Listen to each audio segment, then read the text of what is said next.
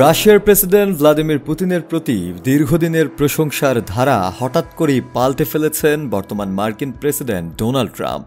Ukraine যুদ্ধের শান্তি চুক্তি নিয়ে অগ্রগতি না হওয়ায় ক্রমবর্ধমান হতাশা থেকেই এমন ভিন্ন অবস্থান নিয়েছেন তিনি। 2016 সালের নির্বাচনী প্রচারে ট্রাম্প বারবার পুতিনের প্রশংসা করেছিলেন। শুধু তাই নয়, সর্বশেষ 2024-এর নির্বাচনের আগেও পুতিনের প্রতি নিজের অনুভূতি ব্যক্ত করেছিলেন ডোনাল্ড ট্রাম্প। পাশাপাশি তিনি বলেছিলেন, পুতিন এবং তার মধ্যে ভালো বোঝাপড়া রয়েছে এবং যে কোনো ব্যাপার তিনি পুতিনকে বোঝাতে পারবেন। 2022 সালে ইউক্রেনে রাশিয়ার আগ্রাসনের সময়ও ট্রাম্প পুতিনকে বুদ্ধিমান বলে অভিহিত করেছিলেন এবং তার কৌশলগত দখল নীতিকে প্রশংসা করেছিলেন। ট্রাম্প সে সময় বলেছিলেন, কতটা চালাক দেখুন, সে তো এখন শান্তিরক্ষী হিসেবে এগিয়ে আসছে। তিনি আরও যোগ করেন, পুতিন একজন চতুর মানুষ, আমি তাকে খুব ভালো করে চিনি। কিন্তু যখন রুশ সেনারা ইউক্রেনের বেসামরিক নাগরিকদের হত্যা করে এবং শিশুদের অপহরণ করে রাশিয়ায় নিয়ে যায়, তখন ট্রাম্প এসব কর্মকাণ্ডকে ভয়ঙ্কর বলে মন্তব্য করলেও তিনি একথাও বলেছিলেন যে পুতিনের সঙ্গে আমার সম্পর্ক খুবই ভালো।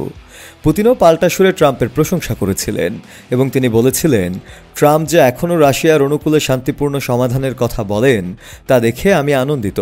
ট্রাম্পের বহু মন্তব্যেই প্রতিফলিত হয়েছে 2016 সালের মার্কিন নির্বাচনে রাশিয়ার হস্তক্ষেপের অভিযোগ নিয়ে তদন্তের কারণে তার ক্ষোভ, যা তার প্রথম মেয়াদকালে রাজনৈতিকভাবে তাকে কোণঠাসা করে রেখেছিল। ফেব্রুয়ারিতে ইউক্রেনের প্রেসিডেন্ট ভ্লাদিমির জেলেনস্কির পাশে বসে ডোনাল্ড ট্রাম্প বলেছিলেন, পুতিনের সঙ্গে আমার অনেক ঝামেলা গিয়েছে। তবে সাম্প্রতিক সময়ে দ্য নিউ ইয়র্ক টাইমস জানায়, ইউক্রেনে যুদ্ধবিরতির বিষয়ে অগ্রগতি না হওয়ায় পুতিনের প্রতি ট্রাম্পের ক্ষোভ বাড়ছে। জনসম্মুখে ট্রাম্পের বক্তব্য পরিবর্তন থেকে স্পষ্ট, যুদ্ধ থামানোর যে প্রতিশ্রুতি তিনি দিয়েছিলেন তা বাস্তবায়নে তার সামনে কী ধরনের চ্যালেঞ্জ রয়েছে। নির্বাচনী প্রচারে ট্রাম্প দাবি করেছিলেন তিনি 24 ঘন্টার মধ্যে ইউক্রেন যুদ্ধ বন্ধ করতে পারবেন। 1945 সালের পর ইউরোপের বৃহত্তম যুদ্ধস্থলের অবসান ঘটবে তার প্রশাসনের হাত ধরেই। সফল মাওলা, কালের কণ্ঠ।